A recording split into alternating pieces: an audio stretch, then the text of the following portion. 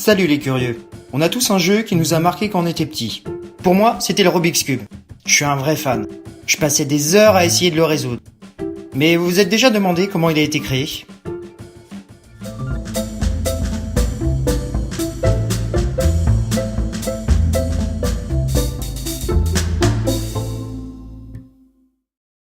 Le Rubik's Cube a été inventé le 19 mai 1974 par Erno Rubik. Erno, c'est un professeur d'architecture hongrois qui s'intéresse aux formes 3D.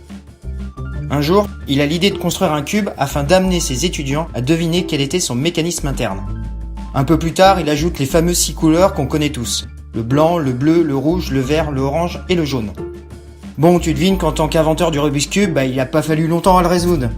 Eh bien non, détrompe-toi, il lui a fallu 1 mois complet. En même temps, avec 43 250 3274 489 856 000 combinaisons, il a dû s'amuser. Juste à titre d'info, si on essayait une combinaison chaque seconde, et en considérant qu'une année équivaut à 31 536 000 secondes, il nous faudrait pas moins de 1371 512 027 000 années. En sachant que la Terre est créée depuis 4 milliards d'années environ, on peut donc dire que oui, chaque mélange que tu fais n'a jamais été fait. Bon, après ce petit cours de maths, on reprend.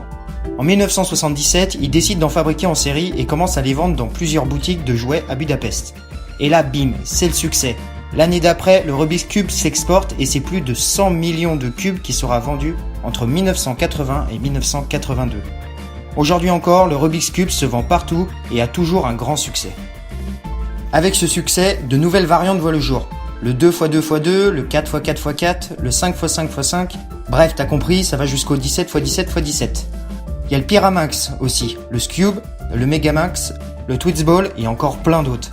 Et si tu te demandes s'il y a un 1x1x1, oui, mais ça s'appelle un dé. Contrairement à ce que beaucoup pensent, il ne faut pas être un génie pour résoudre le Rubik's Cube. Il suffit juste de retenir une petite série de combinaisons. Ça s'apprend très vite en plus, et ça a son petit effet. En plus, sache qu'il existe de nombreuses façons de résoudre un Rubik's Cube. Il y a la méthode couche par couche, c'est celui que vous voyez depuis tout à l'heure. Il y a le sandwich, la méthode de l'art Petrus, le CFOP, etc. Il en existe des tas, mais chaque méthode a ses avantages et ses inconvénients. La différence se joue la plupart du temps sur la rapidité et le nombre de mouvements. La méthode du couche par couche est la plus simple, et c'est souvent celle que l'on apprend quand on débute. Et à force de le faire, on comprend mieux la logique du Rubik's Cube. Je vous conseille vraiment cette méthode. Et toi, tu sais résoudre le Rubik's Cube ? Écris-le dans les commentaires. Tu peux aussi me donner un sujet qui t'intéresse pour que je le présente dans une de mes prochaines vidéos. Salut les curieux, c'était Tito qui a toujours une histoire à vous raconter.